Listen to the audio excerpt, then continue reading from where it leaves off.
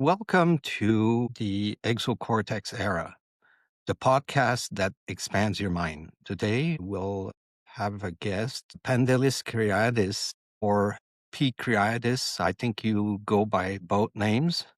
Yeah, by Peter, yes. By Peter. Yeah. Okay. I looked at what Pandelis meant, and it means compassionate. Since it's my second podcast, I hope you'll be compassionate and Definitely, yes. Definitely, and thank I you for might inviting me, yes. I might have problems, technical problems. I wanted to start the podcast with something that happened to me about 10 years ago when I first was involved with robotics.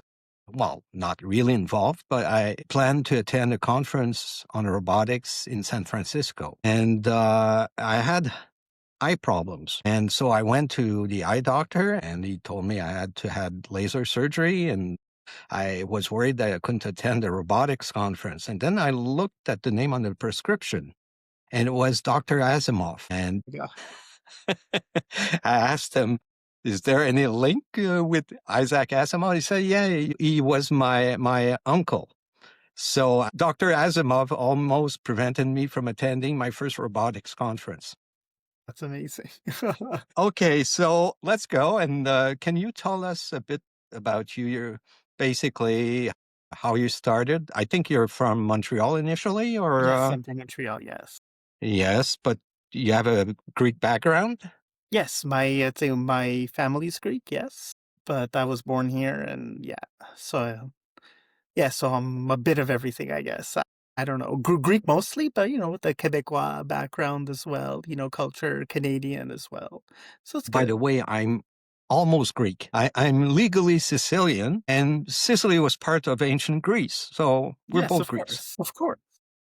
Well, Italy is basically a relatively new country anyways, right? So it's from Well, like the late legally, 1800s, right? It was all these 1960s, 70s, yes, but the Roman Empire is a bit yeah, older. well, there were Greeks. Greece was part of the Roman Empire.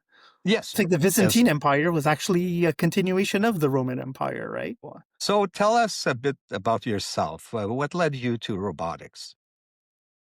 led me was it's like an interesting bumpy road, I guess. I had really no intention in the beginning to ever get in. I graduated from McGill with a degree in accounting. So I was an accountant for 10 years. And then that path led me to work in this company that needed some help with accounting information systems. So I got into information systems. And then I found out I think I had more of a passion with information systems than with accounting itself. Hmm. I So think that, yeah. sorry, No, we're please just gonna continue. say then with that evolution, I wanted to not put myself into a finance background, the label, so I kind of went into more emerging concepts and it's like in computer science, let's say, and it led me to robotics and artificial intelligence. I think you attended university in Massachusetts. Am I wrong? Yes, actually, I did my master's degree at Harvard Okay. In what field? in software engineering. And my master's thesis was to develop a road network for autonomous vehicles. Okay. And then you And went to England, I believe. yes, yes, and at the University of York. And that's one of the open questions that I had from my master's thesis was about networks and agents and how do they trust each other and and all that complexity. Yes, so I That was your PhD, if I yeah. So this might be okay. And can you? I think you published last year an article that's called, well, it's on REBA. Can you explain what REBA is? yes. So basically, REBA is my research in intentional robots. So basically, intentional robots is if in the future, as artificial intelligence and autonomous systems, they become ubiquitous in our society, we have to share a lot of our infrastructure with them. But in order for us to coexist in a in a utopic kind of way, let's say, not even utopic, it's like in a more practical way. We have to be able to, in a fast way, understand it's like their motives, but it's like not their motives, but their actions before they happen, right? So they have to kind of behave like us. But now let's say if we're in a situation where things can't happen the way they're programmed, right? Let's say a lot of times, let's say you're navigating through on the road, let's say with an autonomous car. How many times say you have to break the law, right, in order to avoid an accident? Well, if a system now has to follow the law all the time, then how are we supposed to take the trust it to behave in a way that we do, that we could anticipate their actions? So it's like robots, in order for us to trust them, there was a study by the Department of Transportation that said that robots, in order for us to build that trust, they have to have the consciousness and the intentionality to behave like us. So in a way, what does a machine need to do now? It's like to have these things. So intentionality is key. So that's part of the research in my PhD, and that's what I attempt to address in REBA. So So basically, my thought is about emotions. So emotional systems that drive these actions into robots, just as they do in us, right? So yeah. so basically, you're saying that to be a good citizen, you have to break the law once in a while. Well, you have to, right? You can't just follow one specific path and assume that path will handle all. Sometimes it's like the situations are iffy, and sometimes you have to. Well, what's the Use word I'm your looking for now? Yeah, use it's like your imagination your in order to intuition. comply with the greater good. You have to sometimes bend the law. Exactly. There are other ways to approach this autonomous agent, let's say, where you program set rules, and that doesn't work, I guess. Yeah. No. Well, basically, that's one of the critiques that philosophers have against robots. So how can a robot now have a consciousness and intentions if they just follow a set rule, Okay. right? It's like in order for us, we have it. Sometimes you have to pick an action for the sake of that action, not necessarily because the environment chose that action for you, right? So So, what are the different approaches that are, well, let's say, inferior to the REBA approach, but that were explored in the past? well, so it's like what REBA does. Okay, let's say it's like our conventional, our artificial intelligence network. Yeah, so basically they learn, they try to make, but their limitation is they're only, what's the word I'm looking for? They only know what was trained into it. So a lot of unexplored, let's say, paths that are not in the training data, they're not aware of it. So how does it react in a situation that it hasn't been foreseen? So that's like the drawback with these knowledge type Based rule-based approaches. systems, right? Yeah. Like if there's an emergency vehicle that approaches, sometimes you have to cross on the red light just to let that the ambulance go through. And that's what you're saying. Basically, REBA would allow your car to go through a red light in order to let the ambulance or fireman go through and save Yeah. lives. Yeah, so basically what Reba does, it's like basically what it has is it has this, let's say if I were to use an analogy for humans, basically everything that is needed in the system to survive, it knows as an instinct. So its instinct now is to avoid accidents, and so out of a necessity for fear. So it wants to avoid if situations that bring fear, and also for hunger too. So it's also hungry. So for resources. So let's say you're low on fuel. If you're an autonomous vehicle, then you go for a refuel. So Okay, in so this case, yes. So in this specific case about the ambulance, it needs to cross the path. It doesn't really follow the rule. But it's like that it needs to cross paths and taking all these things for illegal. If it wants to avoid an accident and it has to go somewhere where it can't by law, then so be it, right? So So in that way, so in terms of the data that fed in, it doesn't really look into that at that end. So it's more adaptable to these unforeseen situations. But in extreme limits, I think it's hard coded. I mean, it's not only REBA dependent. There are instances where if there's a real danger, then it's hard coded, or did I get it Well, the right? hard codes are the what's important to the system. So let's say in this case is not to cause an accident with a human, let's say, then its whole mission is to avoid accidents. So and it's going to avoid the accident no matter what. Okay.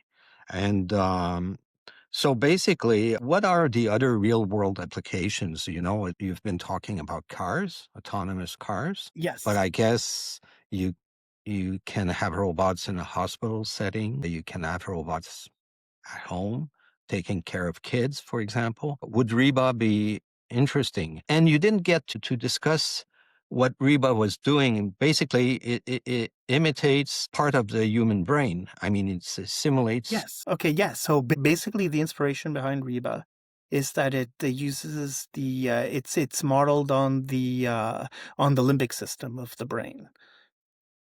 Okay, can you? Yeah, right. And it uses like these neurons inside, right? So let's say there's a neuron that's tied to a specific instinct, let's say it's tied to a specific environmental variable. So as it gets like sufficiently it's like there's a sufficient what's the word I'm using now? It's like stimulation to it. It will cause an action, and this action could be to avoid the collision or a potential collision environment to avoid something. I think that it was tied to avoid And you simulate hunger and, for and example, fear. and Yes, fear. So those are the basic human traits that you will simulate in REBA. yes, So if you have hunger, then it means that you have to recharge. exactly. And if you have fear, well, that's more complex, I guess, because fear cannot be described easily. To recharge is simple. You go to the next station, and basically that's it. But Yes. fear is much more complex. How do you cope with fear? For fear, let's say we have the default action. So the default action is to, let's say, drive at a certain pace. So now if the take the sensors that's tied to this specific neuron, right? It's like the distance between any object that's in a collision course, if so determines that it's in a collision course, then it starts giving more, it's like more of a, it's like of a stimulus to that neuron until it hits the threshold and it needs an autonomic action to correct that. So in the sense, this is the way that the system is intentional because it's not only looking at the environment to cause the reaction. It's only when there's an imbalance, a physiological imbalance within the system, and that system will then try to correct that. So that action is intentional by nature. Now, if we want to expand, I was discussing the possibility of having robots in a hospital setting or even domestic setting. How would REBA or a descendant of REBA, future REBA plus plus plus, be involved in those settings? Yeah, so I haven't really looked into this and the specific use case and however it's very important. But one way that I think that that we could address this is in my current work now during my update for Reba, I'm trying to I'm trying to modify these neurons in order for them to be able to adapt to a certain situation, to a certain right. So in this case, let's say if you're talking about patients that are more aggressive than others, then because of that aggressivity, then it could either synthesize or desynthesize the certain actions. So it would be able to adapt to these types of situations. So that's very interesting. So it's not Independent. like a one size fits all approach, but it could adapt. So you have fear and hunger. What would be the next one to add if you're in a hospital setting, for example, or in any other setting? What would be the next emotion that would be relevant? Nah, I would try. I don't know if I could decode it, but like empathy or something, yes. That's Okay. important. But then how do you encode that, right? That's the I don't know. difficulty. You're the expert. That's the difficulty, yeah. And I've heard that in the past, especially in Japan, they use robots in hospital settings or in settings where you need, well, let's say compassion. They add seals or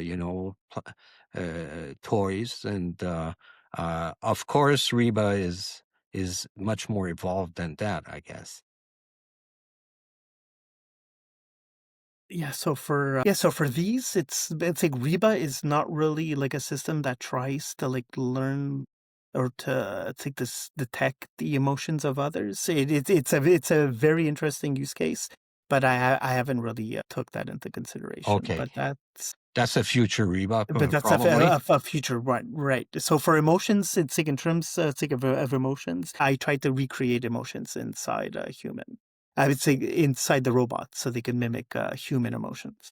So in practice, REBA integrates, let's say, the two emotions we were discussing, hunger and fear, in a very, very basic approach. It's not something that you add as a layer on top. So it's the whole reaction of your robot will be deeply programmed by these emotions. It's not It's part of the architecture of the system. It's a key so. vital part. Yeah. So It's basically, not it's like how the brain is like the hub of this, and it's like in humans. So basically, it would be the hub for it's like the generate actions, okay. whether be it autonomic actions or based on a motivating factor, on a more conscious motivating factor. If you relate that to the human brain, what you're adding is what? The limbic system? Exactly.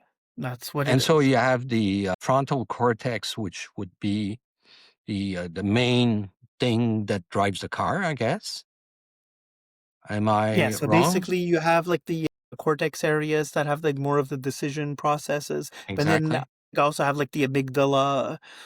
It's For fear? yeah, for it's like for fear, and then yes, okay. So basically the architecture for Reba, it's more have have all these incoming sensors go into one place, and then have the amygdala that everything that has to do with homeostasis now go into the amygdala. And then if there are neurons in the amygdala now that sense an imbalance of some sort, whether be it that it's too close, let's say too close to another agent, and there's the possibility of an accident, or also for, I think for, so it would in turn, let's say, launch these autonomic behaviors in order to rectify this situation. So depending on what type of behavior we're talking about, it could either be autonomic, avoiding the accident will cause the vehicle, let's say, to slow down autonomically, or induce some kind of, let's think of a hunger mechanism that will allow the vehicle now to to consciously decide to change its course to look for, let's say, for in this case, for fuel to recharge. You've used two big words, homeostasis. I think most people would be aware of that word in the Big Bang Theory with Sheldon, where he wanted to Yes, avoid I the guess. Yes. change. So basically, you try not to have something that disrupts you. You want to come Exactly. So back. the system, right? So the system regulates what's important in the system. And then if there's if it's in the disequilibrium, then we will try to correct it through emotions. So now we have to say what's an emotion, right? Because a lot of people they're like, oh Yes, no, robots can't have emotions. Okay, so now exactly. we have to find out what is an emotion. An emotion basically is a message sent from the brain to the peripheral body, let's say, in order to change. But our blood in our biological system now, take these messages, are hormones, right? So that's that hormone that we talk about, right? But in an electric system, in a robotic system, a signal, to get an electric signal could be that emotion. So I the guess emotion, hormone. when I mean emotion, I mean it, it's a message to take the change your behavior.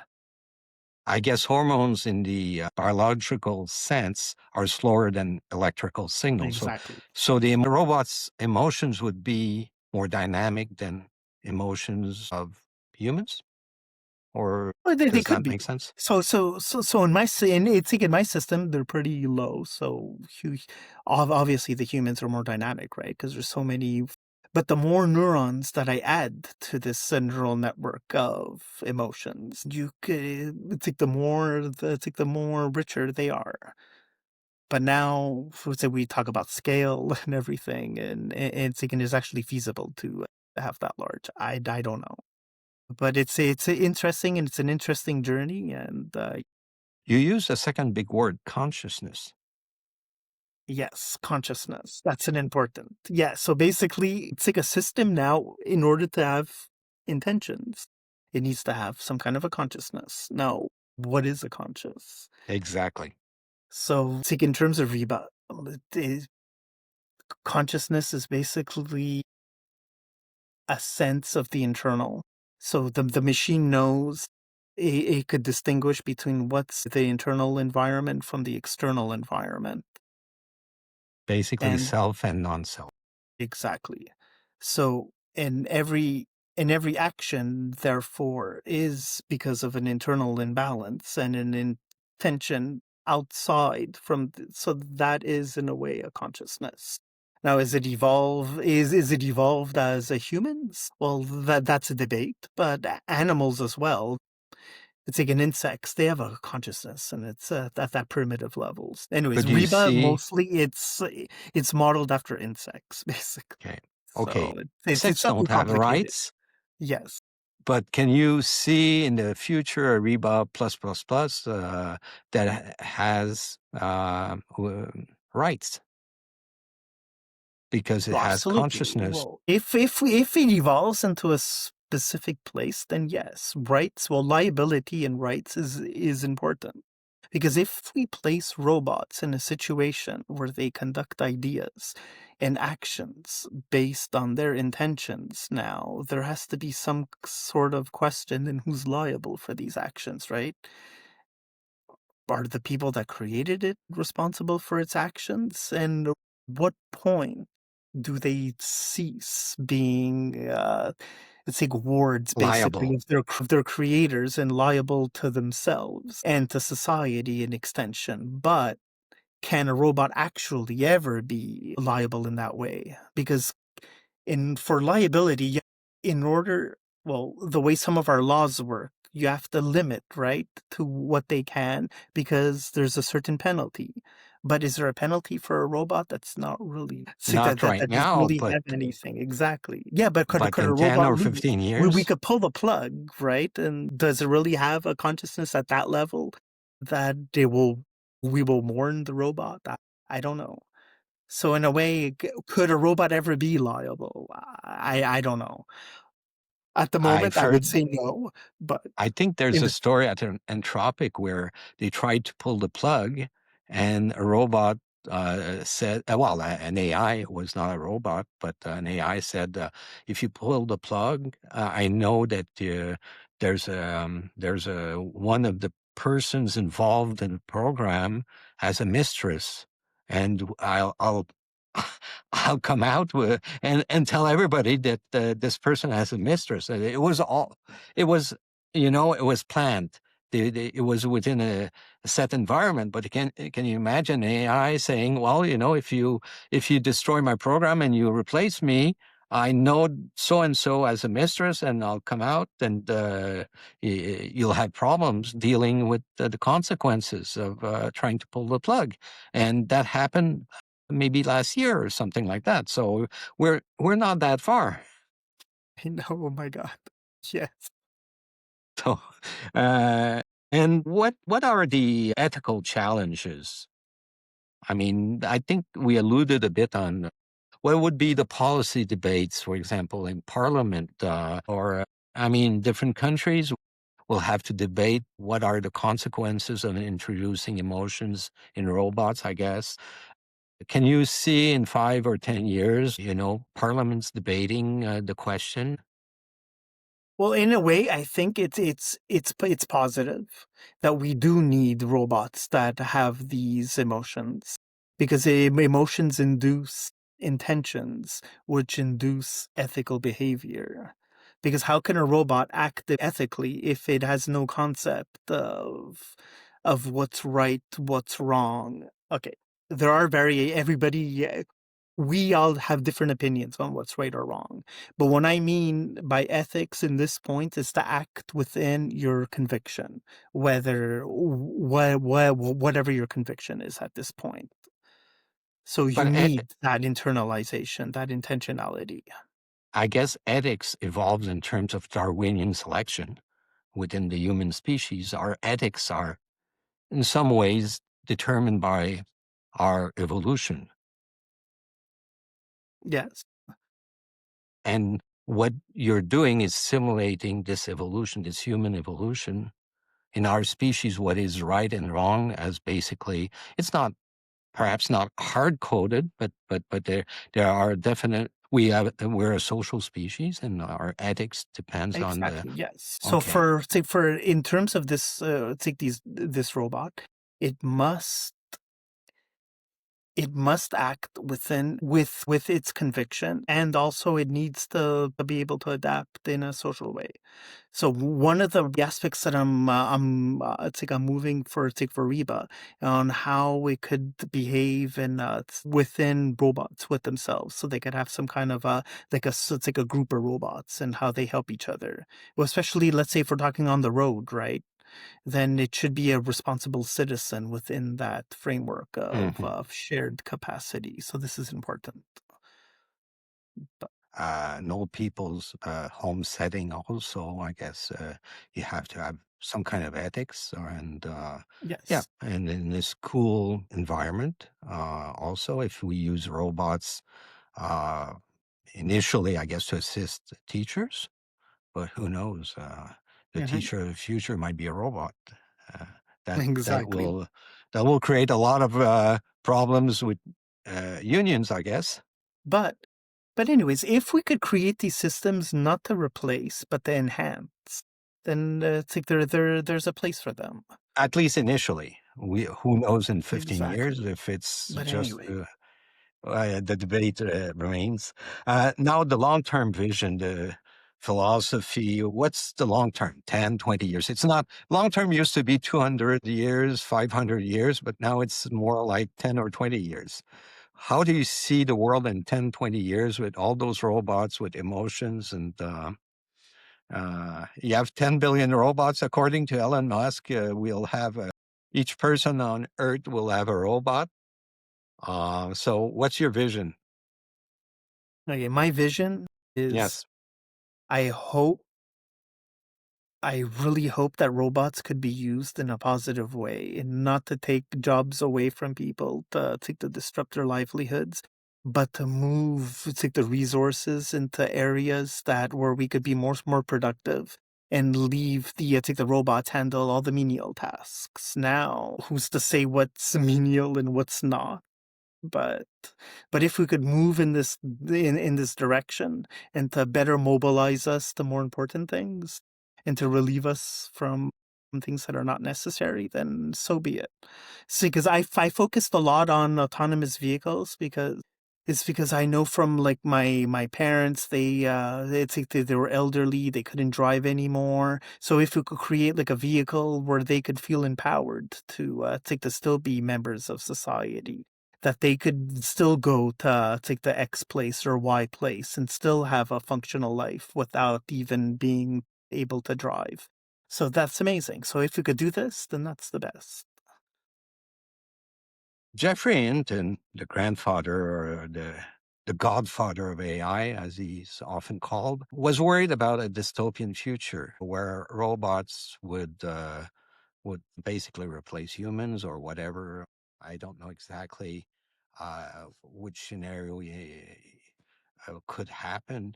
But he's more optimistic now because he says that emotions, if we simulate the emotions, the bond between mother and child, because the mother is usually we consider superior species as could destroy the inferior species. For example, we see that humans are destroying a lot of the ecosystem. And he was worried about the fact that robots, being more intelligent, being more powerful physically, possibly also, could eventually destroy humanity. Now, he says that one emotion or one set of emotions that makes him more confident in the future is the fact that the mother does not destroy her child, even though she's physically superior, mentally superior to her child, and yet she has a bond that prevents her from destroying that child. So if we could simulate this mother child relationship in robots, perhaps we could avoid a dystopian future. Absolutely. And I remember in one of my discussions that I've had, we actually did have a discussion about, let's say, about sacrifice. And if the whole purpose of a being is to self-preserve and to continue, then why do certain beings, well, even humans, right? It's like we choose to sacrifice ourselves because it's not, because intentionality, let's say, it's also, it's like not on an individual scale, but it's of a society scale. So the benefit of society sometimes is for certain individuals to sacrifice themselves for society in general.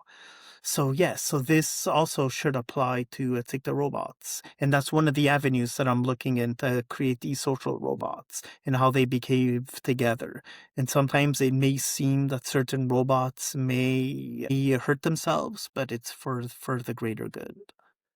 Like, It let's say if reminds there's me, like a certain, yeah, let's say, okay, I don't want to really get into it. I didn't want to, but like the trolley problem, let's say, right? yes. Where it's like, Can you let's say explain you it to people that are listening to us? Yeah, so basically it's like a conductor on the trolley. He comes across these two paths, and just like there's one path, let's say with like many individuals, or there's one with like maybe one person. So it's trying to minimize the amount of deaths. So it could either stay and hit five people or move and hurt one person. But is that really fair now? I don't know. It's like, do you really want to look at something like with a utilitarian aspect that's saving five is better than saving one? No. It's like if there was a third option would be to maybe sacrifice yourself in order to not, no, to do the most you can in order to hurt no one. But at the end of the day, if you could hurt yourself, that's the path that I would choose. So Yes. if I could develop a robot that could do that, then I think that would be, we're in the future already. Yeah, that brings us to who develops a robot. Suppose that the person that is alone and on the track is Bill Gates, and the five other people are average citizens. Does the robot check the bank account of each person before deciding who is going to be killed? But that's terrible. I wouldn't think of this. No, this is like the worst way to think of something. No, it's because you're placing lives that are above others and you're ranking people where there shouldn't be a ranking. Because Yes. it's like I remember I was looking at philosophy and especially like Kantian philosophy, where it's like your intentions are the most important. So in this sense, it would be if you choose to hurt someone, then you made the intentional choice to hurt someone. But if you just let it be and try to save, then in this case, I think your conscience is free in a way But because you in some tried as instances, best as you yeah, can to take the save. in some instances, you have to decide who gets killed for the greater good. It's the dilemma. And this is why I think in order for machines to have this, we're nowhere near to have ethical machines. So that's why we need to think of this and we need to create approaches now. Because if we don't, then we have systems that we give them reins where they don't have ethics, then we may be in a possibility where machines might be the bane of society, but would not as a Terminator where it actually has an intention to do it, but because it's cold and it doesn't care and it's Yes. gonna do You're right. It's going to cause our accident without even knowing. So that's the unfortunate part. So you're involved in very important work, the future of humanity, basically. So hopefully, yeah. So hopefully, if I could just have a grain of a contribution in this, then I could bring it's like everything forward. Just that one little grain, then I'm happy. Then I will die a happy man if that happens. And at the end, could you comment on Asimov's three laws? Are they relevant or not? I think they're relevant, yes, but to actually think of it, then maybe not. Because I think a robot should be there to preserve every life, regardless. So I think there should be no rule. It should already be hard coded. That's how REBA is right? It's like everything is hard coded, that every action on a subconscious level is dictated by not to cause harm. So it shouldn't be conscious, it should be subconscious. Like it is in most humans. Well, it Hopefully. depends. Hopefully. Not every human. I said most. Yeah, but that's because certain parts of their brain are not functioning properly and they're Yes, not getting the exactly. signal. That's the No, thing. yeah, psychopaths Right. and sociopaths, and But it's like that it's not exists. their fault. It's like they have like No, some kind they're like that. of a problem, right? Whereas like a certain part of the brain is not being stimulated. Yes. So So so if we understand these things, especially with robots, then maybe we could find a way to circumvent avoid it. this. Exactly. I think we covered most of what we were wanted to say today in this podcast, and you've been a great guest and a great guinea pig since it's the second podcast. And I think people will be very, very interested in this very fascinating topic because most people that are involved in STEM fields or are interested in AI have read Asimov's novels, and now they're becoming more or less reality. Exactly. Yes. Thank you very much. Okay, thank you. It was a pleasure and thank you very much for inviting me.